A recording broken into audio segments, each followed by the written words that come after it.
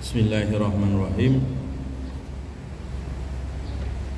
Assalamualaikum warahmatullahi wabarakatuh.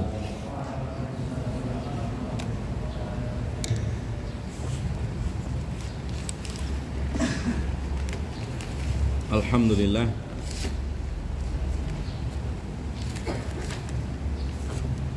Alhamdulillahilladzi arsala rasulahu bil huda wa dinil haqq liyudhhirahu 'ala dini kulli wa kafa billahi shahida.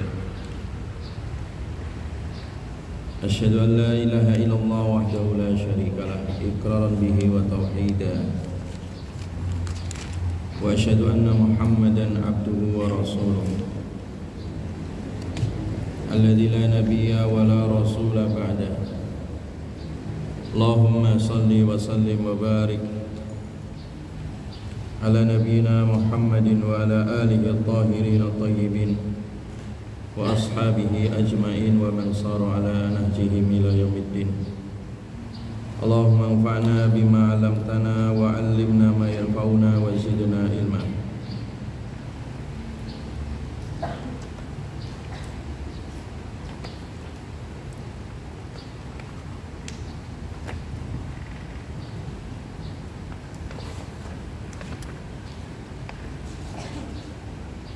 Allahumma inna nas'aluka ilman nafi'a wa rizqan thayyiban wa amalan mutaqabbalan. Amma ba'd. Baik, ahibatillah, kita lanjutkan kajian kitab Ta'lim Muta'allim. Disiapkan kitabnya. Halaman berapa? 42. Ininya dibuka biar enggak ngantuk. Nah, itu penyakit ngantuk itu.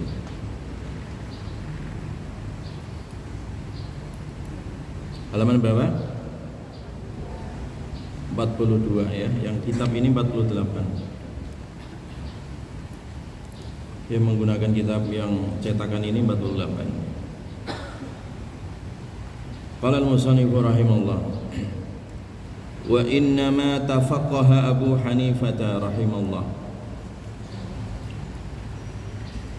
bikasratil mutarahati wal mudzakarati fi dukkanihi hina kana bazzazan.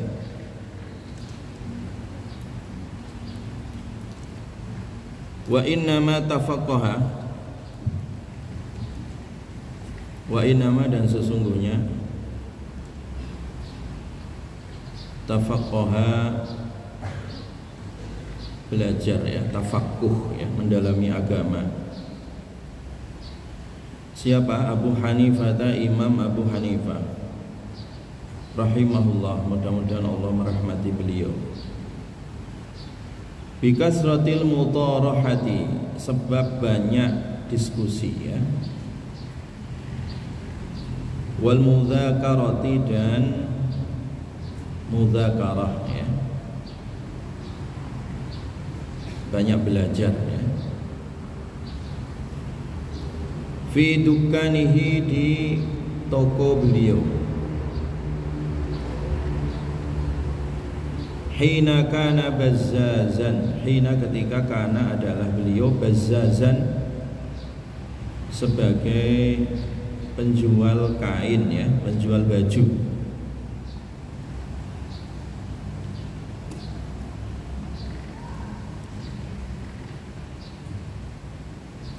Fabihadza, maka dengan ini, yu'lamu, diketahui, anna sesungguhnya tahsilal ilmi, tahsila menghasilkan al ilmi ilmu, wal fikhi dan fikih mendalami ilmu, yajtami'u itu bisa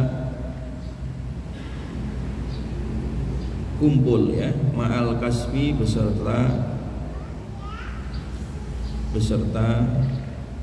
pekerjaan ya, atau bekerja. Yajtami'u itu bisa terpadu atau terkumpul ya, ma'al kasbi beserta kesibukan kerja ya. Jadi mencari ilmu itu intinya adalah mutarahah dan mudzakarah ya. banyak diskusi, banyak belajar gitu, banyak mengulang-ulang ya. Intinya rajin gitu. Dan tidak menghalangi orang belajar itu sambil bekerja ya. Buktinya Abu Hanifah itu mencari ilmu dan juga bekerja. Profesi Abu Hanifah itu bazzazan. Bazzazan itu orang yang jualan baju ya, jualan kain gitu ya, di tokonya. Jadi sambil jualan baju ya, jualan kain, murojaah, belajar, membaca gitu. Itu dialami juga oleh Abu Hanifah. Jelas ya?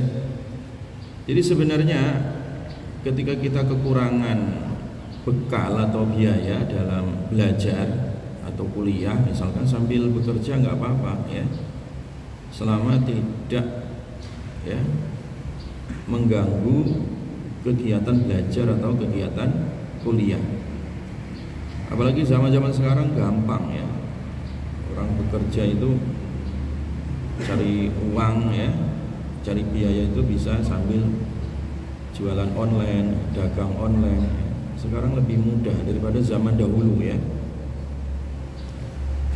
Nah di zaman dahulu pun ya, walaupun keadaan ekonomi yang terbatas tidak membatasi seorang ulama untuk tetap belajar ya, untuk tetap belajar, untuk tetap mencari ilmu ya. Jadi tidak terbatas ya, tidak terbatas belajarnya itu karena keterbatasan ya. Jelas ya, jadi tidak ada alasan nggak punya duit, nggak punya biaya kemudian berhenti kuliah atau berhenti ngaji atau berhenti belajar ya. Itu tidak boleh dijadikan apa? Alasan ya. Kenapa itu? Karena ulama-ulama kita dulu itu ya tidak semuanya kaya, tidak semuanya apa? Kaya raya. Bahkan tidak sekedar kaya raya ya. Ada juga di antara mereka yang bahkan yatim gitu ya, yatim, nggak punya bapak, nggak punya orang tua. Atau mereka dalam keadaan terbatas ekonominya. Makanya Abu Hanifah ini salah satu contohnya keterbatasan ekonomi, kemudian beliau bekerja ya sambil jualan apa tadi? Baju atau jualan kain ya. Ya pedagang. Abu Hanifah itu selain ulama juga pedagang ya. Tetapi walaupun toh demikian tidak menghalangi untuk mencari apa? Mencari ilmu ya. Jelas ya? Jadi biasakan mandiri gitu ya. Jadi apalagi laki-laki ya, itu biasakan mandiri ya. Dalam mencari ilmu biasakan mandiri ya. Artinya kalau bisa kita bisa membiayai diri kita sendiri. Dengan apa caranya? Dengan apa saja gitu ya. Termasuk ustadz itu sejak ngaji taklim itu sejak SMA ya, atau aliyah lah dulu itu. Sampai hari ini ya, itu tidak pernah meminta sesuatu ke orang tua gitu. Tidak mau merepotin orang tua. Ya kuliah sendiri, biaya sendiri, nyari sendiri ya, mondok cari biaya sendiri gitu. Sampai S3 itu juga cari biaya sendiri. Jadi mandiri, dibiasakan mandiri gitu ya.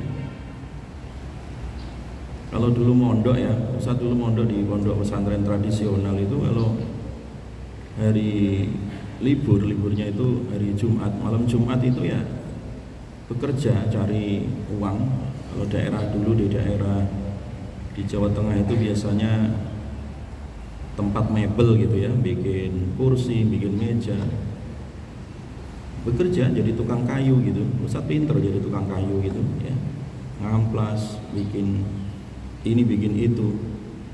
Jadi bekerja seminggu bisa untuk satu hari itu bisa untuk hidup satu pekan ya.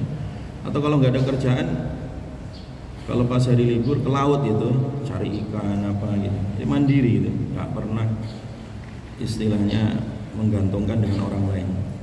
Itu sejak aliyah sampai S1, S2, S3 begitu. Kenapa? Budaya ulama begitu. Ya, budaya ulama begitu. Mandiri ya di dalam mencari ilmu. Dengan apa saja yang penting halal gitu ya. Yang penting apa? Halal ya. Demikian juga ya. Wa kana Abu Hafsin, dan adalah Abu Hafsin Imam Abu Hafiz Al-Kabir ya.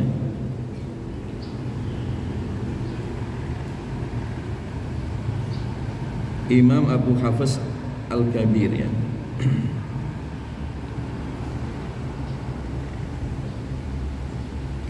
Imam Abu Hafiz Al-Kabir ini ulama Hanafiyah ya.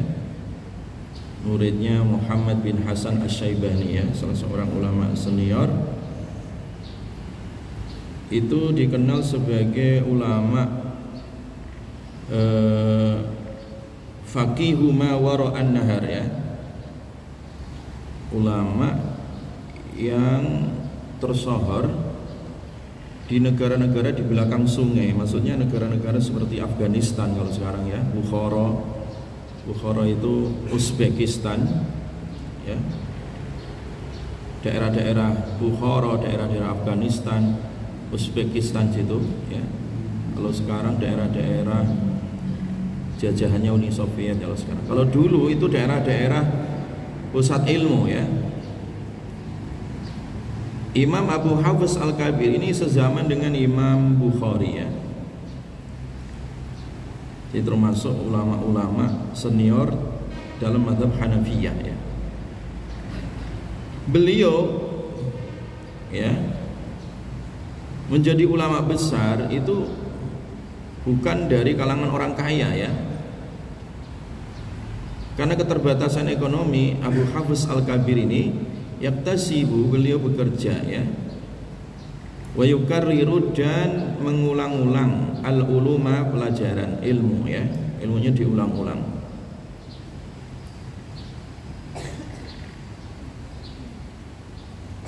Jadi artinya ya, kalau kita lihat sejarah tadi ulama-ulama Abu Hanafiyah ya, Imam Abu Hanifah, terus ulama setelahnya seperti Abu Hafiz Al-Kabir ya, mereka jadi ulama besar dalam keadaan ekonomi yang sulit ya, sehingga menuntut mereka sambil bekerja dan belajar itu tidak menghalangi untuk mendapatkan ilmu ya, tidak menghalangi untuk mendapatkan apa? Ilmu ya. Jelas ya? Jadi jangan dijadikan alasan nggak punya duit, nggak punya biaya, kemudian nggak mau belajar gitu. Masih banyak cara supaya kita bisa belajar ya. Masih banyak cara. Gimana caranya? Dicari gitu ya. Kalau memang toh supaya kuliah lebih fokus ya, tapi nggak punya biaya, gimana caranya? Cari beasiswa gitu. Beasiswa misalkan di UIK ini gampang dapatnya, hafalkan Quran ya, karena yang hafal Quran gratis di sini ya, hafalannya yang mutqin misalkan 30 juz, ditempuh itu caranya gitu. Kalau kalian nggak mau biayai diri sendiri gitu ya, cari beasiswa. Kalau nggak dapat beasiswa masih cari yang lainnya ya, sambil ngajar misalkan, sambil privat gitu ya, itu bisa dikerjakan. Atau misalkan sambil jualan online gitu ya. Sekarang kan kalian bisa belajar apa saja sekarang itu ya, dengan teknologi yang begitu canggih sekarang ya, dengan era informasi digital yang begitu ya mudah ya, kalian bisa belajar apa saja ya, sehingga bisa menghasilkan sesuatu untuk biaya pendidikan kalian ya. Jadi selama orang itu mindsetnya ya, paradigma berpikirnya adalah mandiri, dia akan bergerak gitu ya. Orang itu kalau udah tertekan ya oleh keadaan sulitnya ekonomi, dia kalau dia sadar itu justru dia bergerak ya, tidak diam itu, tidak diam ya. Sama kayak burung itu loh. Nabi mengumpamakan burung itu, ada nggak kira-kira burung yang telat bangunnya? Nggak ada kan? Nah, ini udah ngoceh dia di masjid ini. Sebelum subuh dia udah ngoceh ini burung gitu. Betul nggak? Santri-santri masih pada tidur, dia udah bangun itu. Dan nanti dia akan terbang itu, terbang cari makan gitu ya. Dia disebut oleh Nabi taudu khimason wa taruhu bitonan ya. Jadi dia pergi dalam keadaan perut kosong, nanti pulang dia perutnya sudah kenyang gitu. Tapi burung itu menggepakkan sayapnya, dia terbang ke sana kemari mencari gitu, mencari karunia Allah di muka bumi ini. Sama kayak manusia, apalagi manusia punya akal gitu ya. Apa yang bisa dikerjakan, kerjakan. Masalahnya itu males. Kalau males ya sudah, rezeki itunya buntu. Kalau orang males itu rezekinya buntu ya. Makanya kenapa di kitab Ta'lim itu salah satu penyebab orang fakir itu tidur setelah subuh, karena nggak produktif ya. Karena nggak apa tadi? Produktif ya. Coba kalau orang itu produktif, dia akan dapat rezeki. Ustadz itu punya tetangga Cina, nggak punya agama, tapi kaya raya ya. Dia punya mobil ini mobil itu, hanya gara-gara jualan nasi kuning itu loh, nasi uduk atau nasi apa kuning itu pagi-pagi di depan Indomaret itu, samping rumah itu. Jadi dia setiap jam 2 itu bangun ya, bangun udah masak itu, subuh ini nih sudah dorong gerobak, pagi-pagi dia sudah jualan di depan. Orang masih pada tidur, dia jualan ya. Orang olahraga mampir makan di situ, orang mau ke kantor pagi-pagi dia memanfaatkan momentum pagi ini. Nanti jam 10, nggak nyampe jam 10 lah, itu udah selesai, udah habis itu dagangannya. Nah, dia Cina nggak punya agama, dikasih makan kok sama Allah kalau dia mau bekerja, mau rajin gitu ya. Jadi jualan pagi itu berkah itu ya. Orang butuh makan, butuh sarapan gitu. Jelas ya? Dia ya orang, ibaratnya dia kan orang marginal gitu ya, terpinggirkan, bukan pegawai negeri, bukan punya komunitas. Ya dia sendirian aja jualan gitu. Rajin aja, dapat rezeki, dikasih makan sama Allah. Apalagi kalau kalian beriman gitu ya. Jadi artinya semua makhluk ini dikasih makan sama Allah, dikasih rezeki sama Allah ya. Kalau orang itu mau rajin ya, orang itu mau rajin ya. Taib. Fa in kana la budda, fa in kana maka jika tidak, fa in kana maka jika ada, la budda itu wajib ya. Tidak mau tidak ya, li talibil ilmi, bagi pencari ilmu, minal kasbi, dari bekerja.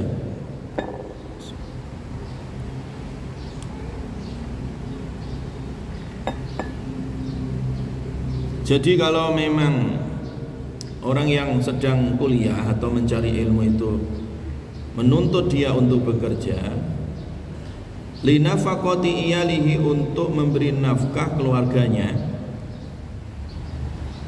Dia sudah nikah sambil kuliah, atau di rumah harus ada yang dinafkahi, misalkan orang tuanya sedang sakit, dia harus menjadi tulang punggung keluarga. Supaya dia tetap kuliah atau tetap mencari ilmu sambil bekerja, kalau memang keadaannya seperti itu ya, linafaqati iyalihi, untuk memberi nafkah keluarganya, wa ghairihi, dan selainnya ya.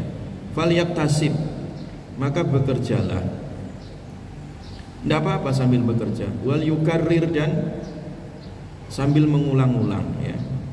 Sambil bekerja nggak apa-apa. Jadi sambil bekerja, sambil belajar, sambil murojaah gitu. Ustadz dulu itu hafal Alfiyah Ibnu Malik yang 1000 bait itu ya, dalam ilmu nahwu itu ketika usia aliyah gitu, kelas 1 itu.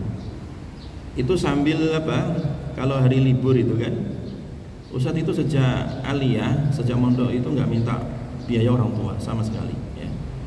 Jadi kalau pas libur itu selain bekerja, kalau ada kerjaan bikin kursi, meja atau ngamplas itu, nah ada kerjaan banyak itu, bikin minuman ya. Kalau di kampung itu dulu ada minuman yang botolan gitu ya, ada rasa nanas, rasa stroberi gitu, dijual botolan gitu, kemudian dikasih soda.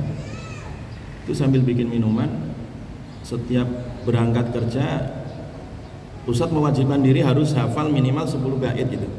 Jadi 10 bait itu tak catat dari pesantren, sambil jalan tak bawa, baca qala Muhammadun huwa ibnu Maliki ya, itu diulang-ulang begitu. Ahmadu Rabbillah khaira maliki musalliyan ala nabiyil mustafa wa alihi mustaqbilin syarafa wa asta'inullaha fi alfiyah maqasidun nahwi biha mahwiyah tuqarribul aqsa bi lafdin mujazi wa tabsutul badla bi wa'din mujazi wa taqtadi ridham bi ghairi suhti fa'iqatan alfiyah tabni mu'ti wa bisabqin haizun tafdila mustawjibun sana'iyal jamila wallahu yaqdi bihibatin wafirah walau fi darajatil akhirah kalamun lafdun mufidun kastaqim wasmun wa fi'lun summa harfunil kalim wahiduhu kalimatun wal qawlu am wa kalimatun biha kalamun qad yu'am bil jarri wa tanwini wan nida wa al. Enak gitu sambil bekerja gitu, diulang-ulang. Masih hafal sampai sekarang. Kenapa? Karena diulang-ulang aja sambil kerja gitu ya, sambil ngamplas, sambil bisa gitu. Tergantung kita ini manusia itu sukanya kosong pikirannya gitu, suka main gitu loh, nggak suka sibuk gitu. Jadi kesibukan itu tidak menghalangi seseorang untuk menghafal, untuk belajar gitu ya, supaya otak itu kalau diasah semakin cerdas. Jelas ya. Makanya saya itu paling anti kalau ada santri ngantuk ngaji, udah nggak ada toleransi kalau ustadz ya. Kenapa? Itu kalau dibiarkan jadi penyakit sampai tua nantinya. Harus diasah. Kita sibuk saja harus mengasah diri kita dengan ilmu, apalagi kalau di majelis ilmu kok malah ngantuk, udah nggak ada toleransi kalau ustadz ya. Jadi diasah, dibiasakan. Kalau akal kita diasah itu kayak pisau itu, tahu kan pisau kan? Pisau itu kalau diasah tiap hari tajam, tapi kalau kalian biarkan tumpul dia, berkarat gitu. Sama kayak otak itu ya.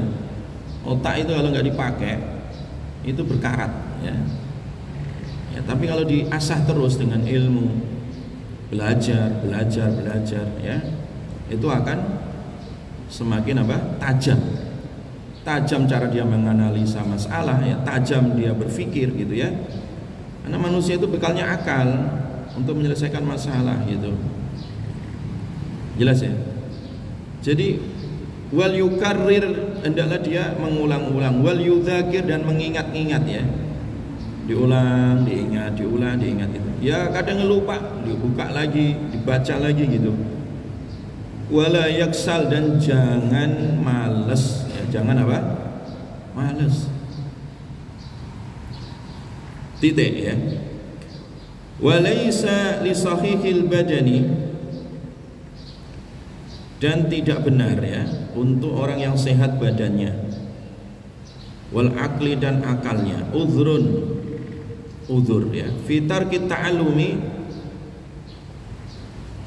di dalam meninggalkan belajar, wa tafaqquhi, dan mendalami pelajaran ya. Jadi nggak dibenarkan kalian yang badannya normal, sehat gitu kan, males, itu nggak dibenarkan. Nggak mau belajar ya, nggak mau kuliah, itu nggak benar itu ya. Orang ulama yang miskin tadi dari ekonominya, dia sambil sibuk kerja masih bisa belajar ya. Terkadang orang yang cacat badannya ya kan, dia masih ada harapan untuk belajar ya. Makanya di kampus UIK ini juga diterapkan istilah ramah ya, belajar ramah, kuliah ramah bagi orang-orang yang cacat ya. Misalkan dia tunanetra ataupun kan banyak ya teman-teman kalian kan di kelas kan ada kan beberapa mahasiswa yang tunanetra atau tuna pendengaran atau apa gitu ya, yang istilahnya secara fisik itu tidak sempurna ya. Termasuk ada, saya ketemu ada juga di mahasiswa IAT itu ada ikhwan yang nggak bisa melihat gitu karena kelainan gen ya. Saya dikasih suratnya, ini kelainan gen sehingga kelihatannya matanya normal tapi pandangannya itu buram gitu ya, buram. Saya bilang nggak apa-apa, masuk aja kuliah ya. Nanti ujiannya gimana Ustaz? Nggak penting, yang penting masuk aja dulu ya. Jadi nanti bisa diatur. Ya, jadi di sini di UIK ini ya, ramah dengan orang-orang yang ada keterbatasan fisik ya. Jelas ya. Jadi nggak usah khawatir. Yang nggak ditoleransi itu tadi yang sehat badannya ya kan, akalnya sehat tapi males, itu nggak ditoleransi itu. Ya, nggak ada toleransi. Ya. Selama kalian mau belajar ya dalam keadaan normal ataupun dalam keadaan keterbatasan fisik ya, selama ada kemauan itu ada jalan ya. Jelas ya. Makanya kata musannif di sini nggak benar orang yang badannya sehat, akalnya normal, kemudian tidak belajar, itu nggak benar orang seperti itu ya. Fa innahu la yakunu, fa innahu maka sesungguhnya la yakunu tidak ada afqara lebih fakir min Abi Yusuf daripada Abu Yusuf. Abu Yusuf ini murid kesayangan Abu Hanifah ya, dan yang meneruskan Imam Abu Hanifah, dan ini qadhi ya, Mahkamah Agung pertama ya. Jadi dalam dunia Islam yang punya gelar Qadhil Qudhat ya, Hakim Agung itu adalah Imam Abi Yusuf ini ya. Imam Abi Yusuf itu sebelum jadi ulama besar, menjadi Qadhil Qudhat, Hakim Agung ya, itu orang yang sangat miskin.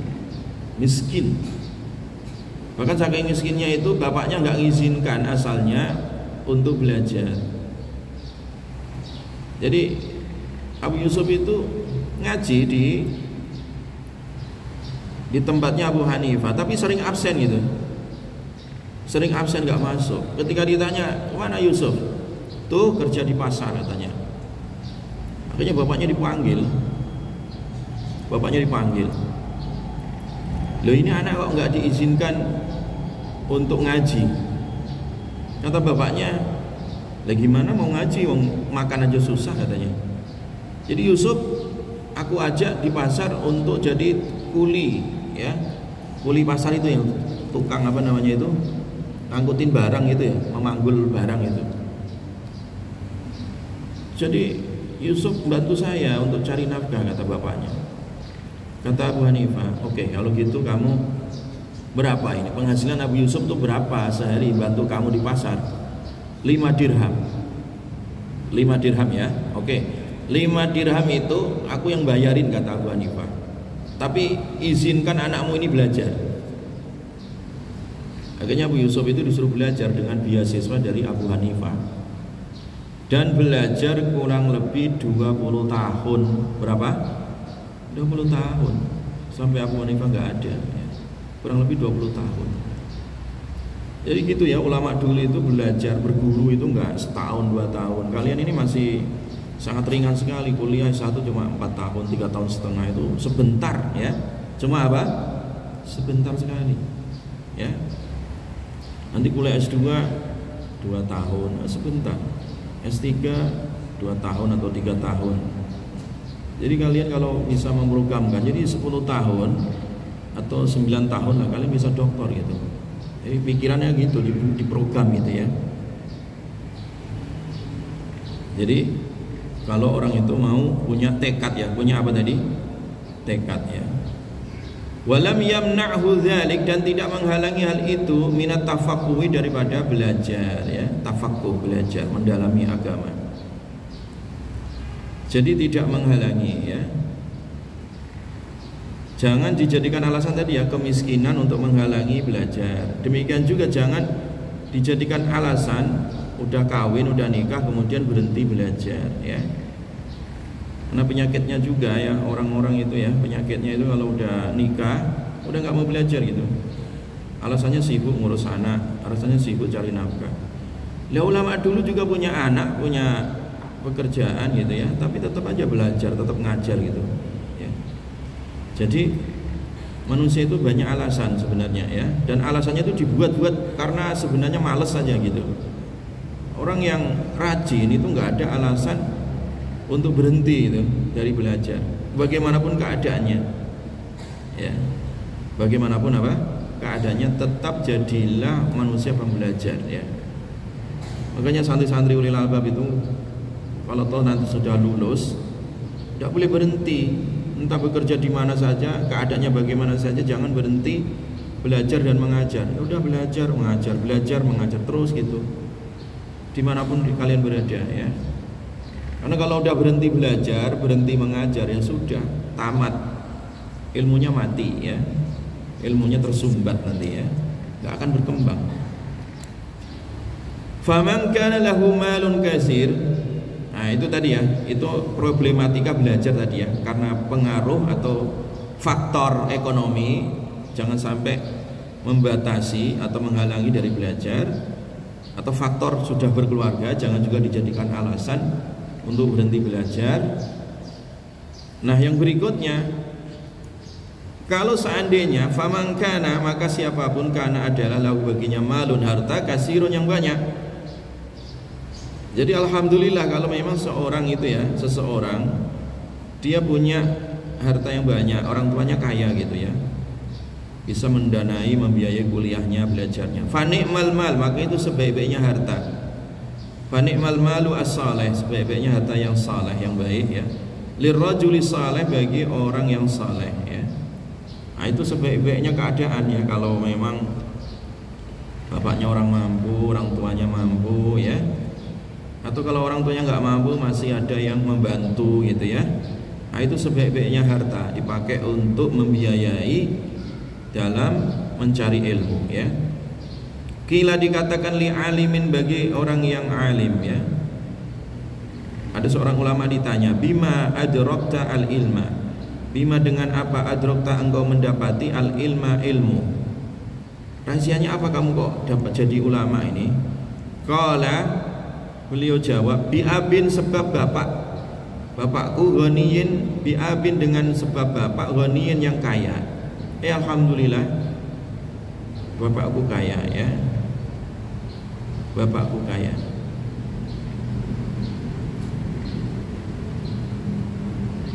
Li'annahu, karena ia, karena adalah yastani'u ya, membuat bihi dengan harta tadi, ahlal ilmi, menjadi ahli ilmu, wal fadli, dan orang yang punya keutamaan. Fa innahu, karena sesungguhnya harta tadi, sababu ziyadatil ilmi, sebab menambahnya ilmu. Li'annahu, karena ia tadi dengan menafkahkan harta dalam mencari ilmu itu, syukrun, sebagai ungkapan syukur, ala nikmatil akli, atas nikmat akal, wal ilmi, dan ilmu. Wa innahu, dan sesungguhnya ia tadi, sababu ziyadah, sebab bertambahnya ilmu. Jadi ada sebagian ulama atau sebagian orang, dia sukses belajarnya karena dukungan orang tuanya. Orang tuanya kaya ya, sehingga dia kuliah dibiayai habis ya, sampai sehabis-habisnya ya. Kaya, kuliahnya lancar, sukses. Ustaz punya mahasiswa di S3 itu masih muda sekali, tapi udah doktor, udah mau doktor ini. Udah tinggal sidang disertasi. Usianya masih imut-imut gitu, masih sangat muda sekali. S1, S2, S3 itu mata rantai gitu, nggak terputus. Jadi lulus S2 langsung S3 gitu. Masih muda sekali. Udah muda sekali, mobilnya bagus ya. Punya pesantren besar di Bogor ini. Ternyata bapaknya itu bos ini, bos apa? Bos Sari Kurma Al Jazeera itu. Tahu? Yang enak itu ya, yang anaknya bos. Jadi kuliahnya ya nggak ada masalah ya, nggak ada masalah. S3 ada kewajiban nulis jurnal Scopus. Jurnal Scopus itu kalau kita ingin karya kita diterima ya, dan kemudian dimasukkan Scopus itu bayar, itu Scopus itu bayar 20 jutaan ya, bayar aja gitu, punya duit ya.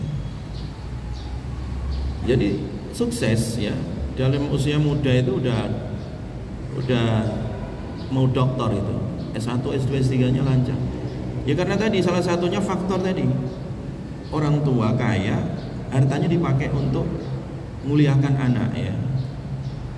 Ada yang seperti itu, sukses itu. Nah, di antara ulama tafsir itu juga ada ulama tafsir kontemporer itu namanya Ibnu Ashur ya, Ibnu Ashur ya. Kalian bisa cek itu Ibnu Ashur ya, tafsirnya itu satunya di rumah berapa jilid itu ya, ada 20 jilid lebih itu tafsirnya, tafsir yang sangat bagus sekali ya. Nah, itu salah satu penyebabnya Ibnu Ashur menjadi seorang ulama tafsir terkemuka di dunia ini, itu karena bapaknya kaya. Jadi bapaknya kaya, beliau dengan harta itu dipakai untuk pendidikan anaknya, didatangkan ulama-ulama besar ya.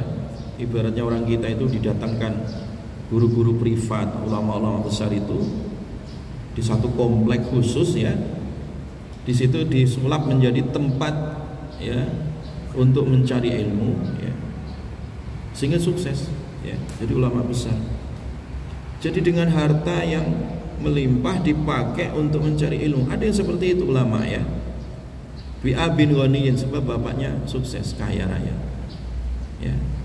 Jadi penting, harta itu penting ya, dengan harta orang bisa kuliah, dengan harta orang bisa mencari ilmu ya. Sama di Mekah itu ada satu markas Abdurrahman Sukdes di daerah Awali ya. Ustadz pernah ikut ngaji di sana kurang lebih 1 tahun ya. Di tempat saya Sukdes itu ada markas besar sekali. Rumah saya Sukdes, masjidnya, kemudian kampusnya di situ, markas lah gitu ya. Itu karena saya Sukdes itu orang kaya raya gitu ya, kaya raya, karena presiden Imam Masjidil Haram. Jadi bisa membangun markas yang begitu luas di daerah Mekah, di daerah Awali. Tempat belajar kondusif itu. Orang menghafal Quran, orang belajar ilmu qiraat, orang belajar gratis semua, dibiayai oleh beliau gitu. Ya. Dibiayai beliau. Sampai saking dermawannya saya Sukdes itu ya, kalau pas wisuda itu hadiahnya apa coba? Hadiahnya Camry ya, hadiahnya Camry. Ustaz masih ingat, cuman Ustaz nggak dapat hadiah itu. Teman-teman ada yang dapat itu hadiah, dapat mobil Camry itu, keren ya. Saking kayanya saya Sukdes itu ya. Biaya gratisin semua gitu ya. Ya itu. Jadi kaya itu kalau di tangan orang yang saleh, yang baik, kekayaannya itu manfaat gitu. Kekayaannya apa? Manfaat, bukan untuk flexing, bukan untuk pamer ya, bukan untuk hura-hura ya, tapi untuk beasiswa, untuk ilmu ya. Jelas ya? Baik. Jadi itu warna-warni sejarah ulama-ulama mereka mendapatkan ilmu. Jadi di antara mereka ada yang miskin tapi nggak menghalangi mereka untuk mencari ilmu dan akhirnya jadi ulama. Ada di antara mereka yang memang kaya gitu, sejak awal kaya dan juga sukses. Endingnya ya, kesimpulannya semuanya sukses itu. Artinya di sini Imam Az-Zarnuji ingin memberikan pelajaran kepada kalian semua bahwa keadaan kalian bagaimanapun, entah kaya, entah miskin, jangan pernah berhenti apa? Belajar. Itu intinya gitu. Yang kaya alhamdulillah, jadi nggak perlu sengsara untuk kuliah cari ilmu. Yang miskin jangan pesimis itu. Masih ada kesempatan untuk bekerja, cari beasiswa atau bagaimana caranya sambil ngajar, sambil privat ya. Yang penting kuliahnya jangan pernah putus gara-gara alasan biaya ya. Kita dikasih akal oleh Allah Subhanahu wa taala untuk mendapatkan ridho dan anugerah Allah Subhanahu wa taala. Wallahu a'lam bishawab.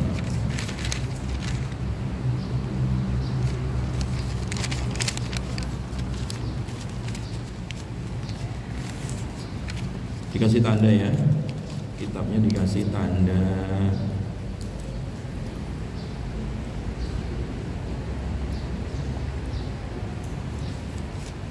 Nanti insya Allah kita lanjutkan pada pertemuan berikutnya.